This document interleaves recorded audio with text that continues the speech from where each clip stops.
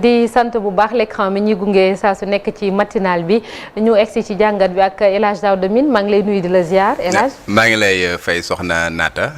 di nuyu sama naataangoo yu ma fekk ci plateau bi di nuyu téléspectateurs yi. di am yaakaar ni lépp lu ñu fi wax dina jëriñ askan bi. incha allah merci beaucoup El Hadj Daouda alors El Hadj Daouda barki démb ba ñuy dégg Ousmane Sonko mi jiite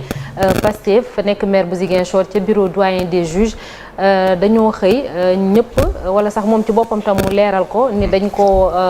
laaj mu soumettre ci test ADN mais mu lànk yow nga samp ab laaj ndax yoon may na ko mu lànk moom Ousmane Sonko ne du def test ADN. jërëjëf soxna Naata. D'abord li may démarrer mooy code de procédure pénale moom moo jox possibilité ki nga xamante ne moom mooy doyen des juges mu def lépp lu nga xamante ne dafay participer à la manifestation de la vérité. Article 72 bu code de procédure pénale nee na ki nga xamante ne moom mooy juge d'instruction bi mën na ordonner bépp acte bu nga xamante ne mën na participer à la manifestation de la vérité. Article 73 ñoo ne procureur également mën na pour que mbir mi leer moom si boppam mu demander juge d'instruction bi un certain nombre d'actes. boo demee ci article 159 bu code de procédure pénale foofu noonu moom moo koy gën a faram-fàccee daal di wax ni juge d'instruction bi mën na demander ay expertise donc bu fekkee ne c'est une question technique bu nga xamante ne c'est à la limite nekkul ci ay compétences parce que moom nekkul médecin nekkul par exemple un homme de l'art instant boobu mën na def li ñuy woowee li ñuy ordonner une expertise tey jii li ñuy woowee test ADN ci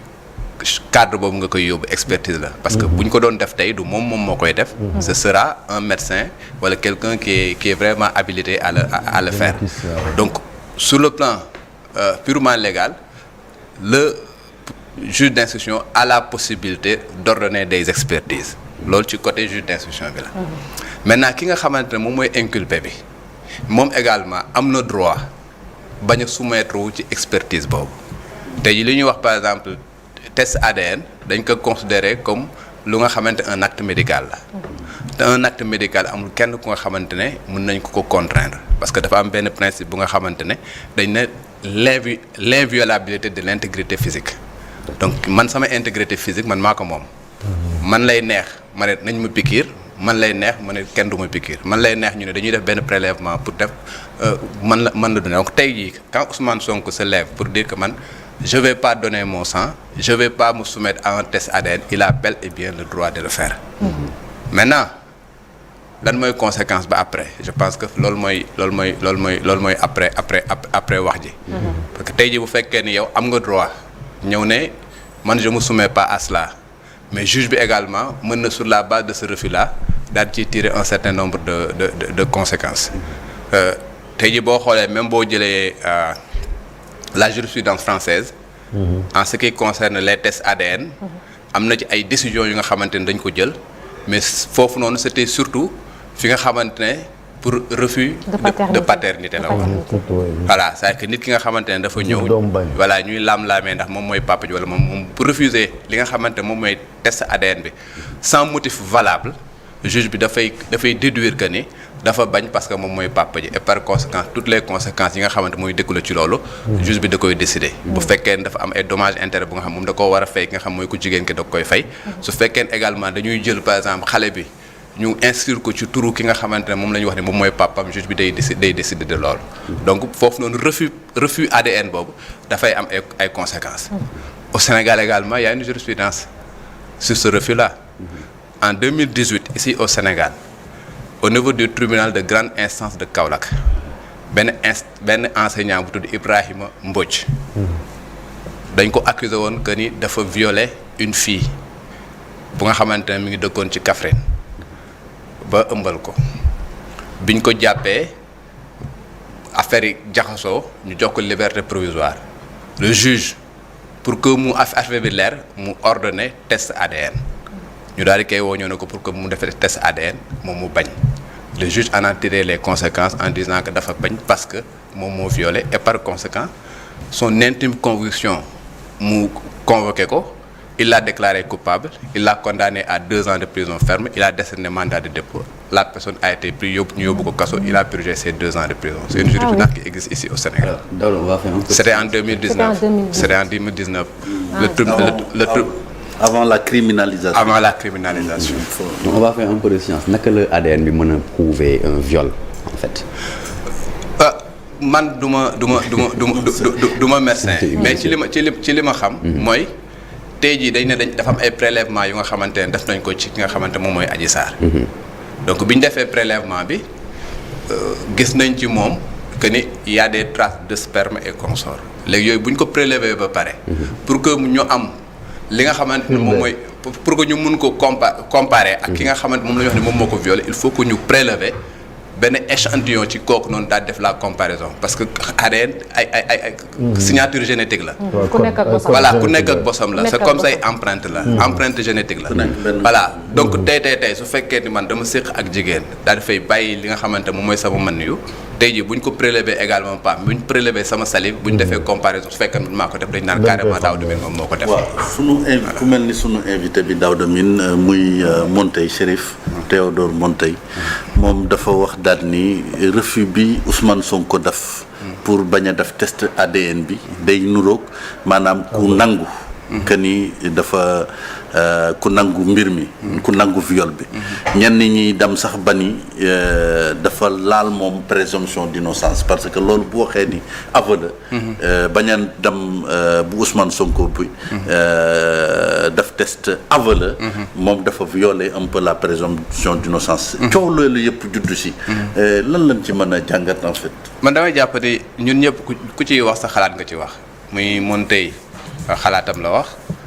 muy ki nga xamante ne moom moo ko tontu également ñëw ni dafa violer la présomption d'innocence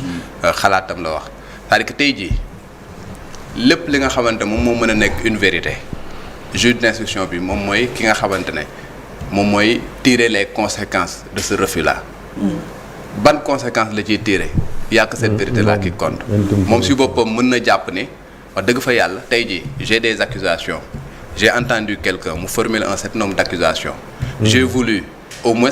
vérifier ces accusations là la ndax am na la personne bi ma ko bëggoon a vérifier bañ na ne du soumettre ci loolu par conséquent awma benn élément à décharge bu nga xamante ne mën na ma pousser à ce que par exemple ma def un non-lieu je sais pas mën na ko décider mën na toog également ñëw ne wax dëgg fa yàlla accusation bi def nañ ko mais tey jii man awma benn élément bu nga xamante ne à charge buy prouver que ni li ñu koy jiñoon moom moo ko def et par conséquent ma def non-lieu dans tous les cas y a que lui qui peut décider en dernier ressort même à supposer que ni tey jii moom mu jàpp ni refus boobu dafa nekk un aveu et que sur la base de cela mu def ordonnance de renvoi bu ñëwee ci juge ba juge du siège nga xamante ne ñoom ñooy voilà ñoom ñoo war a àtte foofu également le principe en droit pénal c'est que c'est l'intime conviction du juge en plus des preuves yi nga xam dañ koy discuter la vérité moom mooy l'intime conviction du juge est-ce que le juge est convaincu de l'innocence de Ousmane Sonko est-ce que le juge est convaincu de la culpabilité de Ousmane Sonko et intime conviction c'est pas un élément matériel c'est un élément purement subjectif est-ce que moi je suis convaincu que loolu donc ce qui fait que muy man muy keneen ñun ñëpp suñu xalaat la ñuy wax et que la dernière décision va appartenir en dernier ressort au juge. yaa ngi wax sànq daaw de jurisprudence ci 2018 ndax beneen fànn bi tam am na ndax ni mu bañee ne du def test ADN bi loolu tamit mën na juge bi tam mën na boucler dossier bi tamit dem ndax moom mi ngi génne yeneen piste di wax wàllum complot ak yooyu ndax on peut s'attendre aussi leneen loolu tam am. waaw parce que fii Sénégal test ADN amuñu woon taarif sax di ko fi dégg. parce que pendant très longtemps amuñu woon sax nan laa koy wax sax ay cabinet wala ñu am ay institut voilà ay institut yu nga xamante ne laboratoire yu nga xamante ne mënu nañ def ay yooyu donc pendant très longtemps moi j'ai couvert beaucoup de procès yu nga xamante ne ay procès viol et consorts j'ai jamais entendu parler de test ADN et consorts je pense que c'est vers les années ay 2018 2019 bi nga xamante am na benn laboratoire bu nga xam installé wu na fii Fann voilà booy dem wetu Kër Senghor boobu lañ commencé di wax ay test ADN encore que ñooñu dañu doon def prélèvement jël prélèvement yi daal di yóbbu en France et consorts pour que ñu def ko à part de ce moment là lañ doon gis test ADN et la plupart du temps c'était les personnes qui ont été accusées ñoom ñoo daan proposer au juge le test ADN voilà c'est-à-dire que tey man accusé nañu ma viol ma ne juge bi man defuma ko mais dama bëgg nga soumettre ma test ADN pour prouver mon innocence on l'a vu à plusieurs reprises yu nga xamante ne avocat de défense yi dañ demander au juge et bu boobaa même c'est aux frais de la personne bi nga xamante ne moom la ñu accusé pour que moom mu dem ordonner test ADN on l'a vu des gens yu nga xamante ne accusé woon nañ leen de viol ñoom ñu proposé ñu def test ADN ñu nangul leen ko ñu dem def test ADN boobu innocenté leen le juge en tire les conséquences relaxé ko purement. donc est-ce que lànk gi Sonko lànk ne du def test ADN du fragiliser sa défense. wax dëgg yàlla je sais pas c'est compliqué parce que encore une fois comme li may wax ñun ñëpp ku ci wax sa xalaat ngay wax. c'est-à-dire que tey comme ni ma waxee su fekkoon ne def na ADN test ADN bu nga xamante da ko innocenté purement et simplement boobu amatul laam-laamee. c'est-à-dire que dañuy tëj dossier. dossier ba day tëju. parce que tey doo am benn élément parce que test ADN c'est une preuve scientifique. te une preuve scientifique amuloo beneen élément bu nga xamante da nga koy contester. léegi nag boo gisee wax bi bëri yëpp mooy man je me soumets pas à cela il a le droit de le faire mais dafay ubbi nag yeneen na laa koy wax sax yeneen voies yu nga xamante ne ku ci nekk da ngay continuer di wax et juge bi ci boppam moom si boppam du am tous les éléments à sa disposition pour pouvoir véritablement décider léegi nag après lan lay def parce que comme dafa war a requérir à charge et à décharge est-ce que dina am des éléments yu nga xamante ne moom mooy charge Ousmane Sonko loolu c'est en fonction de son dossier la koy décider est-ce que day am ay éléments yu nga xamante ne da koy décharger également c'est en fonction de son dossier donc toujours est-il que ce sera une question très très très difficile pour ñu répondre ci parce que muy man muy sama morom ku ci nekk tamit sa xalaat rek nga ci wax lu ma ci mën di wax tamit sama xalaat rek laa ci wax. benn scientifique peut-être nañu mën a leeral parce que man j'arrive pas à comprendre lan naka la benn test ADN mën a parce que on peut retrouver les cellules d'une personne accusée mais mën na am consentement par exemple donc c'est là peut-être la ñu war a mën a xóotal mbir yi. Justement je suis d'accord avec toi. parce que tey le test ADN. ne va pas prouver par exemple le viol. C'est ça. du ko prouver. C'est ça. mais tey jii boo xoolee par exemple la ligne de défense de Ousmane Sonko. c'est que séq amul.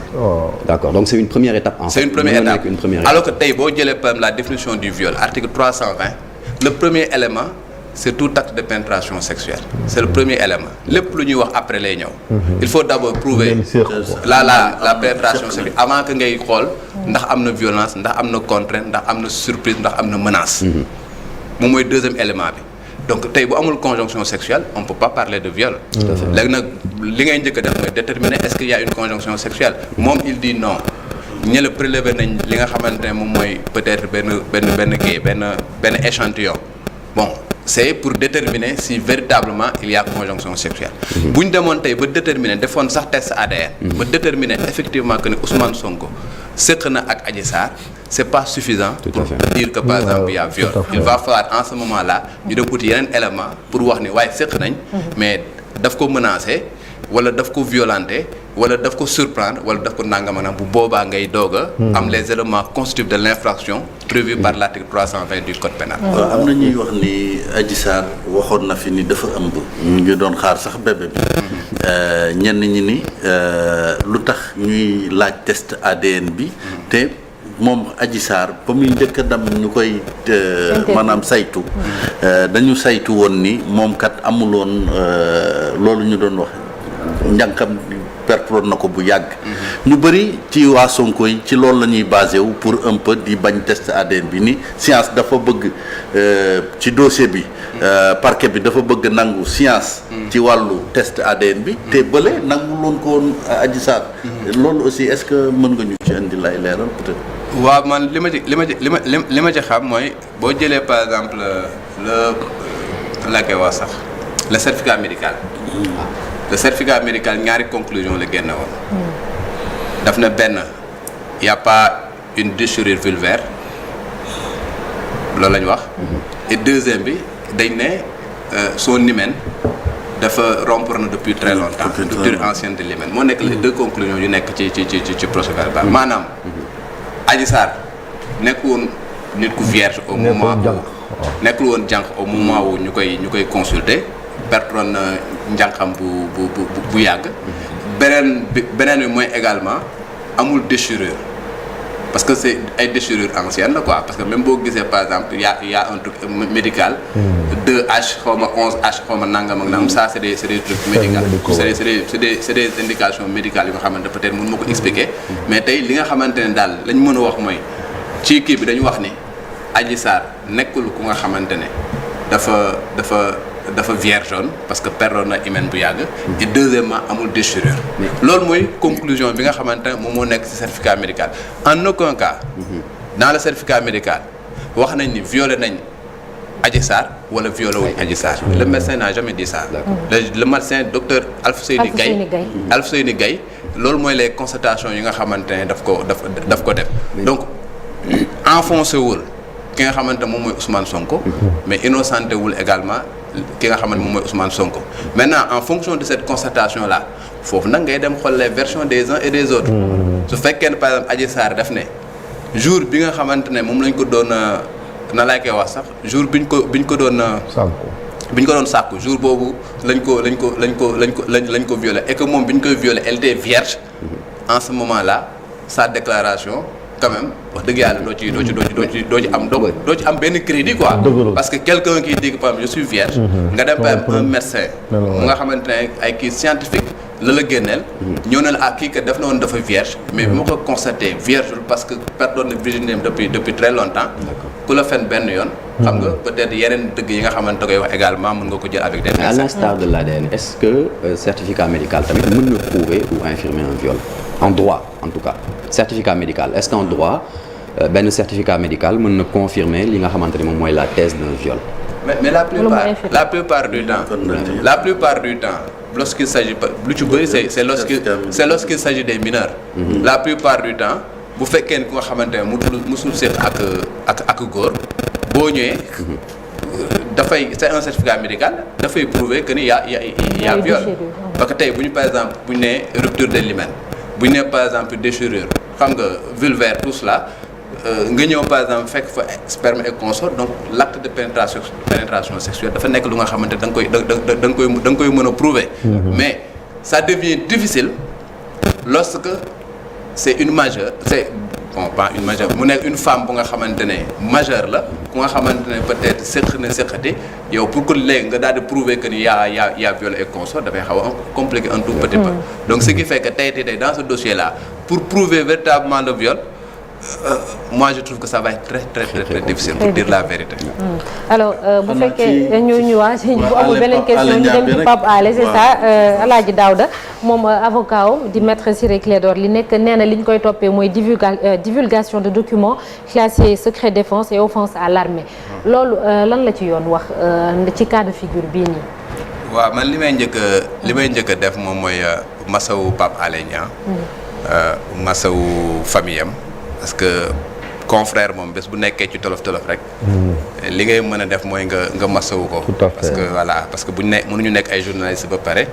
am journalistes yu nga xam ne dañuy nekk ci ay tolof ba pare ñu koy rafetlu wax dëgg fa yàlla donc maa ngi masawu di ñaan yàlla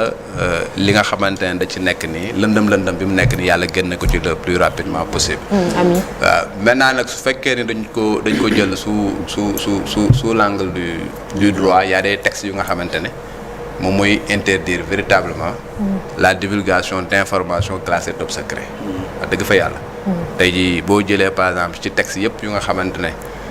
moom moo am que mu nekk ci constitution bi que mu nekk code pénal même boo jëlee code de la presse même boo jëlee le code de la presse le code de la presse bi nga xamante ne moom mooy régir le fonctionnement du journalisme daf ne article 5 du code de la presse daf ne le journaliste mën na dem uti information fépp fu nga xamante ne mën na ko fa am mën na ko fa ute il a le droit d'accéder à tous les lieux pour ay informations destinées au public mais dafa am exception dañ ne sauf lorsque l'information est classée secret défense sauf en matière d'enquête sauf en matière d'instruction et dans la limite de la réglementation applicable à certains lieux maanaam tey le palais de la République c'est un domaine militaire tey jii su fekkoon ne man journaliste am naa droit dem uti information mais su ma waree ñëw par exemple dem palais pour information il faut que ma am autorisation pour dugg palais. su ma duggee sans autorisation mën nañ dal sama kaw. un cantonnement militaire. Il y a une règle applicable pour dugg fa. même bu fekkee ni am naa droit uti information su ma waree dugg cantonnement militaire damay autorisation d'abord sinon bu ñu ma fekkee ci biir bu ñu ma jàppee tribunal militaire sax dañu may juger ji duñu ma juger sax ci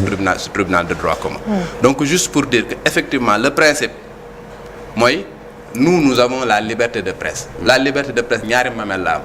la liberté d'expression et la liberté d'opinion. J'ai la liberté de chercher des informations, j'ai la liberté de donner ces informations-là au public, j'ai la liberté d'exprimer mon opinion librement, sans entrave, mais cette liberté-là est encadrée par la loi. Cette liberté est encadrée par le code pénal, cette liberté est encadrée par le code de la presse bi nga xamante moom moo ñu régir et dañu wax carrément les limites yu nga xamante on te donne même pas la faculté, on t'interdit. Tu n'as pas le droit de divulguer des informations classées défense, tu n'as pas le droit de divulguer des secrets d'enquête, tu n'as pas le droit de divulguer les secrets de l'instruction, c'est écrit noir sur blanc à l'article 5 du code de la presse du Sénégal. mais min dañu gis Ousmane Sonko jël document bi brandir ko nii te dara fekk ko ci est-ce que quelque part aussi loolu teeyul xel en fait que dañu jël Pape Alé dañu yeb Pape Alé rek bàyyi Ousmane Sonko parce que lii Pape Alé def je sais pas amul benn Sonko def na ko te kenn jëliwu ko. waaw mais quelque part aussi bon man je vais pas aller jusqu'à dire que def na lii dara fekk ko ci parce que peut-être on a l'habitude de dire que le temps de la justice n'est pas le temps des justiciables. Est-ce que dara du ko ci fekk mën naa am dara du ko ci fekk mën naa am dara dina ko ci fekk. Bon, je suis pas le procureur de la République, je suis pas le juge d'instruction, xaw ma lan lay décider. Mais toujours est-il que la posture de quelqu'un bu nga xamante ne dañ ko accuser muy am les éléments muy ut des éléments yu nga xamante ne parce que le droit de la défense c'est un principe qui est consacré.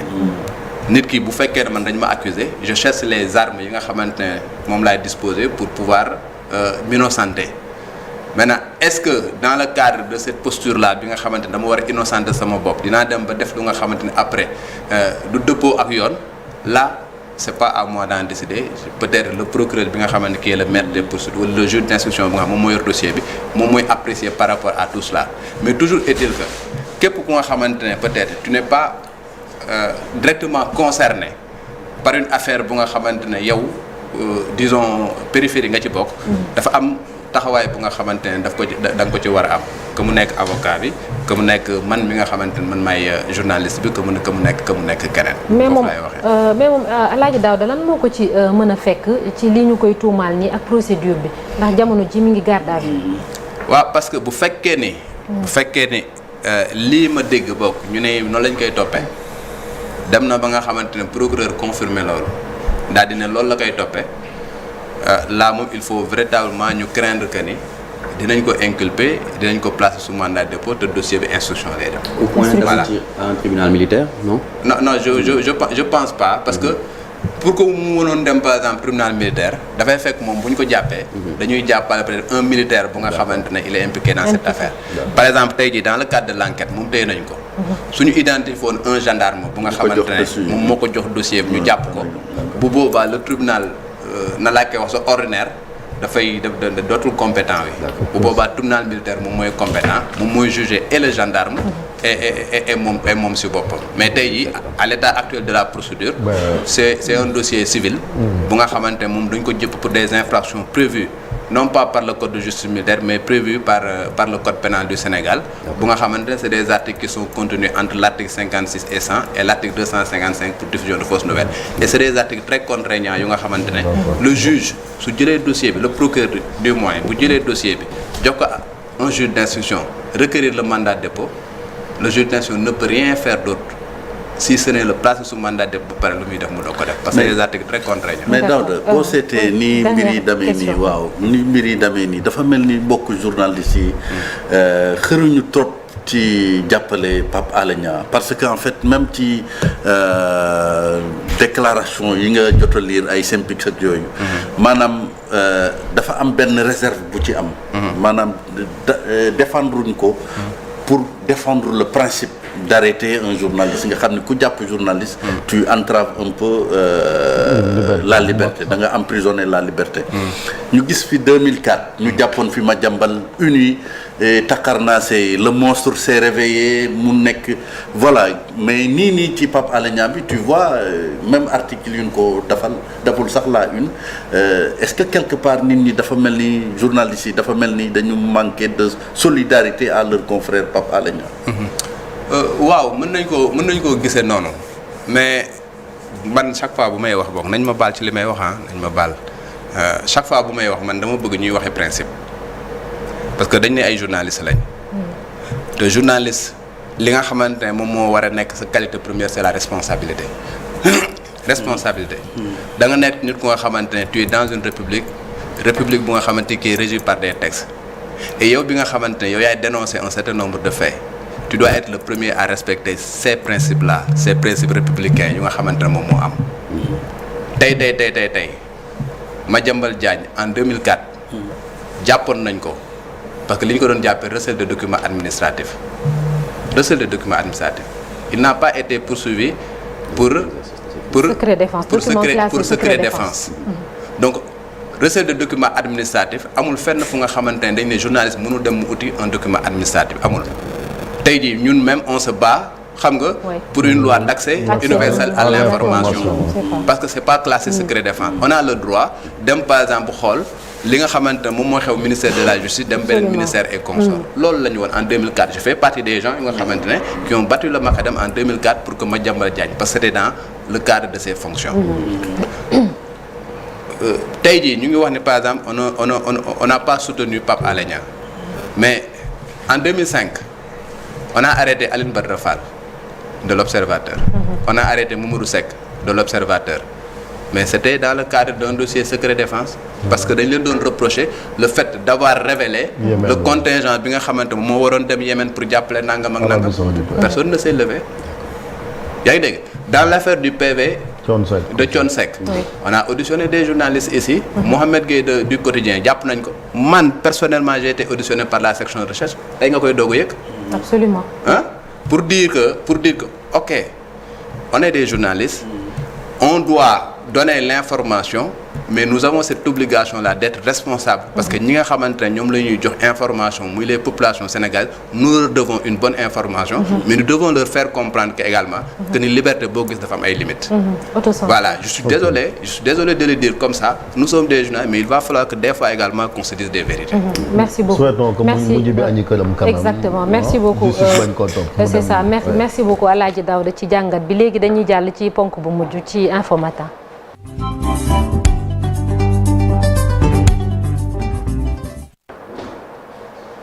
dañuy egsi ci gan gi suñu gan niñ leen ko doon waxee Théodore Chérif Monteil la nekkoon député ñu ngi lay nuyu di la ziar di la dalal jàmm Théodore Chérif